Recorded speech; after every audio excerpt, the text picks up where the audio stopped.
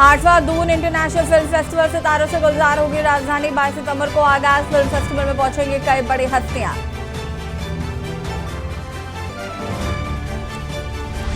आज से केदारनाथ में आमरण अनशन करेगी आपदा प्रभावित, तो भूस्वामित्व सहित कई मांगों के लिए आंदोलन जारी।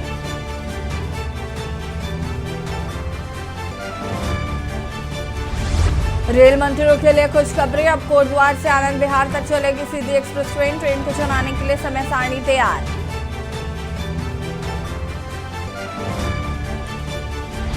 दिवंगत अंकिता भंडारी की पहली पुण्यतिथि आज। पौड़ी में अंकिता को कई जगहों पर दी जाएगी श्रद्धांजलि। अंकिता हत्याकांड के कोटद्वार कोर्ट में चल रही सुनवाई। प्रदेश में डेंगू का प्रकोप। मैदानों के साथ 35 जिलों में बढ़ रहे डेंगू के मामले। चंपावत में पहली बार मिले 6 मरीज।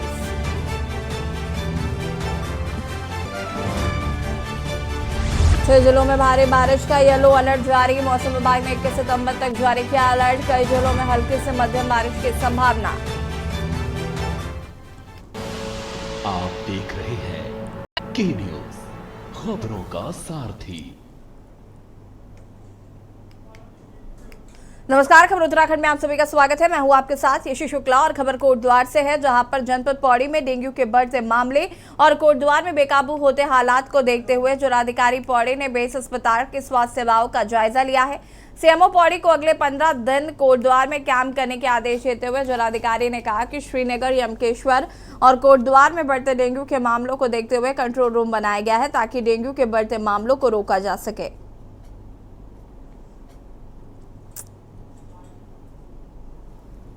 लोगों ने 3 कंट्रोल रूम्स, जो हमारे 3 मेजर स्टेशन हैं, यमकेश्वर, श्रीनगर और यहाँ पे कंट्रोल रूम बनाया। कंट्रोल रूम में जो इम्प्रूवमेंट किए जाने उसके लिए भी मैं ट्राई कर रहा हूँ। ACMO को यहाँ पे हम लोग डिप्यूट कर रहे हैं नेक्स्ट 15 डेज़ के लिए। सिमिलरली हमारे डिस्ट्रिक्ट लेवल ऑफिसर को कंट्रोल रूम का नोडल बनाया जाएगा।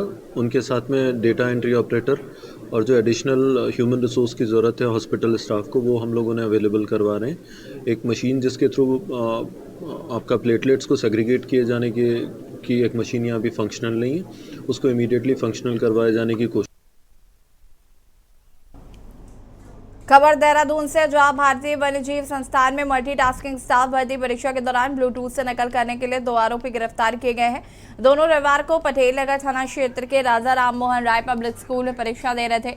जानकारी के मुताबिक राजा राम मोहन राय पब्लिक स्कूल पटेल नगर में भारतीय वन्यजीव संस्थान में मल्टीटास्किंग स्टाफ पद की परीक्षा कराई जा रही थी।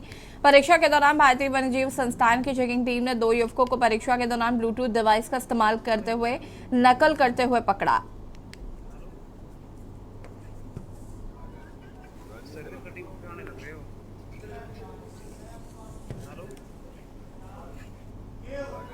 खबर देहरादून से, जहां पर जिले के नवनियुक्त एसएसपी अजय सिंह ने पुलिस की मैराथन मीटिंग ली। बैठक में उन्होंने जिले की कानून व्यवस्था पर चर्चा करने के साथ ही अपनी प्राथमिकताएं गिनाई हैं। बैठक में जिला पुलिस के अधिकारी और थानों के इंचार्ज शामिल रहे। बैठक में एसएसपी के निर्देश दिए कि सभी थाना प्रभारी पीड़ित केंद्रीय पुलिसिंग पर फोकस करें और मानवीय दृष्टिकोण को सर्वोपरि रखें।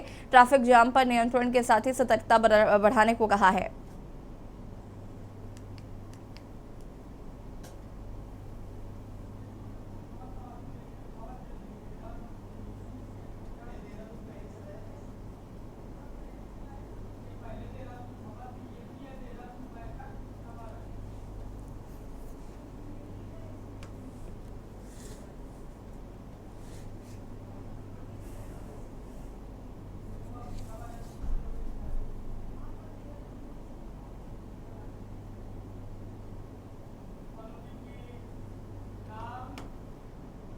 खबर रुद्रपुर से, जहां 2 माह बाद ठगी के शिकार लोगों के घाव पर वादों का मलहम लगाने साम्या ग्रुप पोषण लगाए, जिसको लेकर ग्रुप के आला अधिकारियों ने पत्रकार वार्ता कर अपना पक्ष रखा है और आश्वासन दिया है कि पुराने प्रबंधन की कमियों के कारण लोगों को परेशानियों का सामना करना पड़ा, मगर ग्रुप एक बार फिर लोगों पर अपना विश्वास बनाकर रहेगा।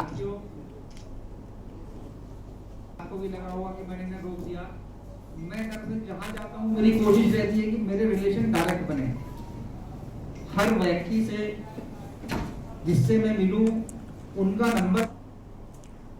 देवभूमि उत्तराखंड में एक के बाद एक घोटाले और उसकी जांच के मामले कम नहीं हो रहे हैं। ताजा मामला कौशल विकास योजना का है, जहां कोरोना काल में हुए 70 करोड़ के घोटाले मामले में दायर जनहित याचिका पर नैनीताल हाईकोर्ट ने सुनवाई की है। कोर्ट ने प्रदेश सरकार से इस मामले के रिकॉर्ड उपलब्ध कराने के निर्देश जारी करने के साथ ही याचिकाकर्ता में घोटाले में शामिल निजी कंपनियों और एनजीओ को पक्षकार बनाने को कहा है। मामले की सुनवाई के लिए कोर्ट ने अप्रैल 2024 में नियत किया।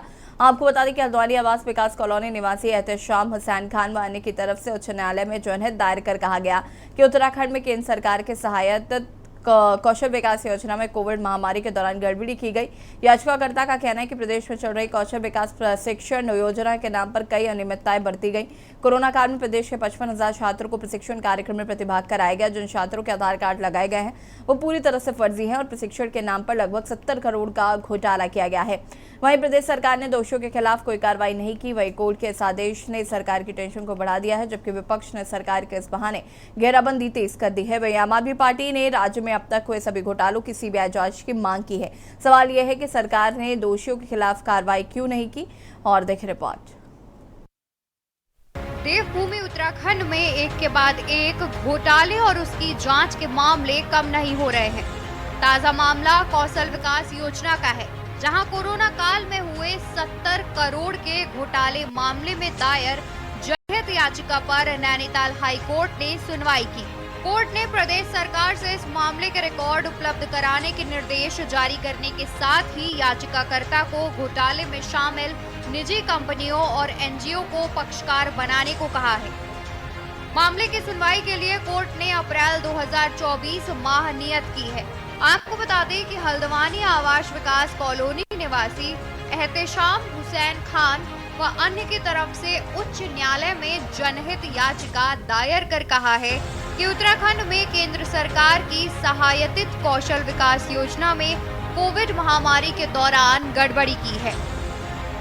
याचिकाकर्ता का कहना है कि प्रदेश में चल रही कौशल विकास प्रशिक्षण योजना के नाम पर कई अनियमितताएं बरती गई हैं।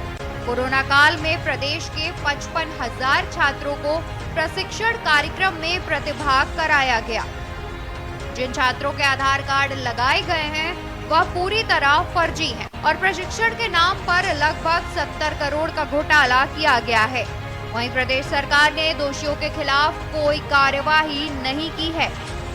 उत्तराखंड सरकार की कौशल विकास योजना के तहत सरकार और अन्य एनजीओ की मिलीभगत से कोरोना काल के दौरान, जबकि सारे कार्य सरकारी और गैर सरकारी कार्य जब स्थगित थे, उस वक्त कुछ एनजीओज के साथ फर्जी तरीके से मिलकर कुछ ट्रेनिंग्स देने के साथ 75 करोड़ का लगभग के घोटाले का मामला सामने आया है। इसके संदर्भ में हमने पीआईएल दाखिल करी है। हमने कोर्ट से मांग की थी कि इस पूरे मामले की सीबीआई जांच हो तथा इनके सारे रिकॉर्ड्स जो हैं वो सीज कर दिए जाएं। वहीं कोर्ट के आदेश ने सरकार की टेंशन को बढ़ा दिया है। विपक्ष ने सरकार की इस बहाने घेराबंदी तेज कर दी है। कांग्रेस ने इस मामले में दोषियों के खिलाफ सख्त कार्रवाई की मांग की है, जबकि आम आदमी पार्टी ने राज्य में अब तक हुए सभी घोटालों की सीबीआई जांच की मांग की है। आप पार्टी का कहना है कि उत्तराखंड में राज्य निर्माण के बाद की सभी 5 निर्वाचित सरकारों ने उत्तराखंड की जनता के साथ छल किया है। राज्य की अब तक की सभी भाजपा और कांग्रेस की सरकारी कुनीतियों के कारण प्रदेश की जनता महंगाई, बेरोजगारी, भुखमरी, बीमारी और अव्यवस्थाओं का दंश झेल रही है। ऐसे में सरकार को राज्य में अब तक हुए सभी घोटालों की सीबीआई जांच कराई जानी चाहिए। देखिए, बहुत ही दुर्भाग्यपूर्ण बात है। सरकार जीरो टॉलरेंस की बात करती है, लेकिन हर विभाग में भ्रष्टाचार ही भ्रष्टाचार है। अब कौशल विकास में जहाँ एक तरफ कोरोना हो रहा है, लोग घर से बाहर नहीं निकल रहे, आप उसे 70 करोड़ रुपए खर्च दिखा दे रहे हो। हम तो धन्यवाद करेंगे माननीय उच्च न्यायालय का कि वो कम से कम सरकार की आंखें खोलने का काम तो कर रहा है, सरकार का मार्गदर्शन कर रहा है, रास्ता दिखाने का काम कर रहा है। और इधर सरकार कहती है हम ईमानदार है, लेकिन उनकी ईमानदारी की हर ईमानदारी का पोल खुल के सामने आ रही है। बहुत ही गंभीर मामला है। माननीय मुख्यमंत्री जी को इसका संज्ञान लेते हुए जो लोग इसमें इन्वॉल्व हैं उनके खिलाफ कार्रवाई करनी चाहिए और उनको कड़ी से कड़ी सजा देनी चाहिए।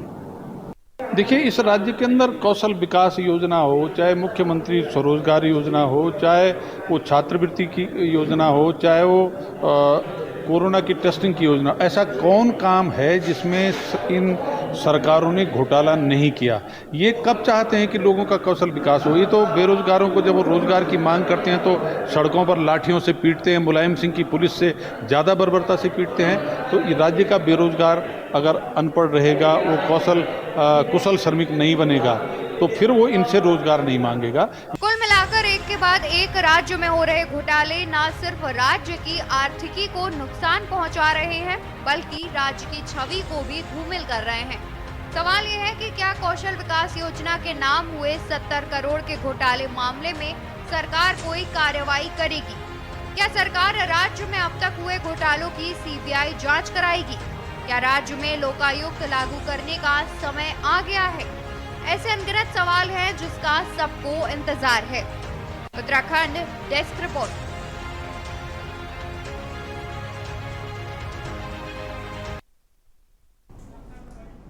और इसी बीच आपको लक्सर से बड़ी खबर बता देते हैं। लक्सर से बड़ी खबर, किसान महारैली में पहुंचे हजारों किसान। हरिद्वार में आई बाढ़ में हुए भ्रष्टाचार के खिलाफ हल्ला बोल। किसान महारैली में हजारों किसान हुए इकट्ठा। भारी संख्या में पहुंचे किसान।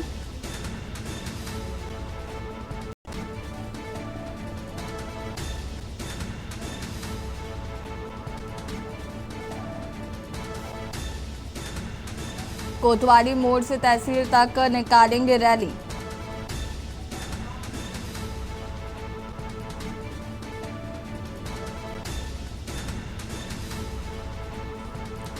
किसानों की महारैली।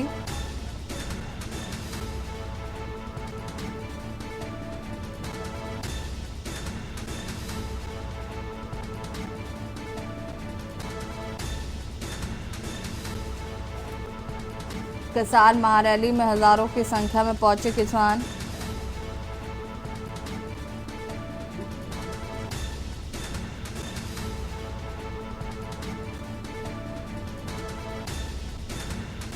राष्ट्रीय अध्यक्ष चौधरी कीरत सिंह के नेतृत्व में किसान महारैली। कोतवाली मोड़ से तहसील तक निकालेंगे रैली।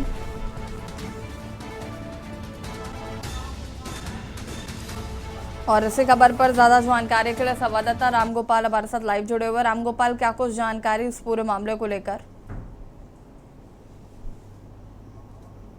बिल्कुल यशी, देखिए जिस तरीके से पिछले दिनों लक्सर और खानपुर, यानी कि ये कहा जा सकता है कि पूरे हरिद्वार में बाढ़ ने भारी तबाही मचाई थी, तो जिसको लेकर के, क्योंकि जिस तरीके से जो सिलसिला है किसानों का उनकी मांगों को लेकर, यानी कि बाढ़ पीड़ितों में जो फिलहाल चेक वितरण का कार्य या फिर मुआवजे की बात कर ले, इन तमाम मुद्दों को लेकर के किसानों की ये महारैली का आज आगाज किया गया है। ये महारैली निकाली जा रही है और जो राष्ट्रीय अध्यक्ष हैं किसान यूनियन पटेल के चौधरी कीरत सिंह, उनके नेतृत्व में रैली कोतवाली मोड़ से लेकर के तहसील परिसर तक जो है निकाली जा रही है। ये सिर्फ 15 सूत्रीय मांगों को लेकर के इन्होंने पहले भी ज्ञापन दिया था और आज उसी पर फिर ये रैली निकाली जा रही है। एसडीएम के माध्यम से मुख्यमंत्री को ज्ञापन सौंपा जाएगा और यानी कि कुछ मांगे इसमें किसानों का जो केसीसी कार्ड है उसको लेकर के उसकी माफी की मांग की गई है। साथ में विद्युत बिजली के जो बिल है उनकी माफी की मांग की गई है, क्योंकि प्रदेश सरकार ने खुद मुख्यमंत्री ने 3 महीने की बिजली के बिल के माफी का एक वादा भी जो है जनता से किया था, उसको लेकर भी नाराज जो है दिखाई दे रहे हैं। और साथ में जो वितरण, यानी कि चेक वितरण, यानी कि जो मुआवजे की धनराशि है पीड़ितों को जो वितरित की गई है उनको लेकर के किसान नाराज है, क्योंकि एक तो धनराशि कम, यानी कि 1000 रुपए प्रति बीघा के हिसाब से जो किसानों को धनराशि दी जा रही है। क्या प्रशासन यहाँ पर अलर्ट है? प्रशासन मौके पर मौजूद है? बिल्कुल यसी, देखिए लक्सर कोतवाली मोड़ से लेकर कई थानों की फोर्स जो है लगाई गई है, क्योंकि ट्रैफिक की व्यवस्था को लेकर के, ताकि जो यात्री है, आने वाले जो यात्री है हाईवे से जो गुजर रहे हैं, उनको किसी तरीके का परेशानी का सामना न करना पड़े, उनको लेकर के प्रशासन मुस्तैद है। और तहसील परिसर में जो है ये रैली, महारैली जो है पहुंचने वाली है किसानों की। एसडीएम को ज्ञापन दिया जाएगा। हालांकि अभी ये भी देखना होगा, क्योंकि जिस तरीके से किसान लगातार मांग कर रहे हैं, मुआवजे की बात कर रहे हैं, तमाम जो मुद्दे हैं उनको लेकर के सरकार के समक्ष रख रहे हैं ज्ञापनों के माध्यम से। पिछले दिनों जो स्थानीय विधायक है बसपा से मोहम्मद सजाद, उनके द्वारा भी रैली निकाली गई थी। यानी आपकी आवाज नहीं आ रही है। ठीक है रामगोपाल जी, बहुत बहुत शुक्रिया आपका तमाम जानकारी देने के लिए। और बता दें किसानों की महारैली, प्रशासन पूरी तरीके से मुस्तैद है।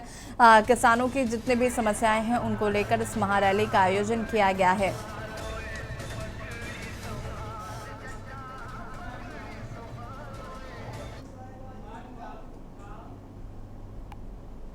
खबर उत्तराखंड में फिलहाल इतना ही। देखते रहिए के न्यूज़ इंडिया। नमस्कार।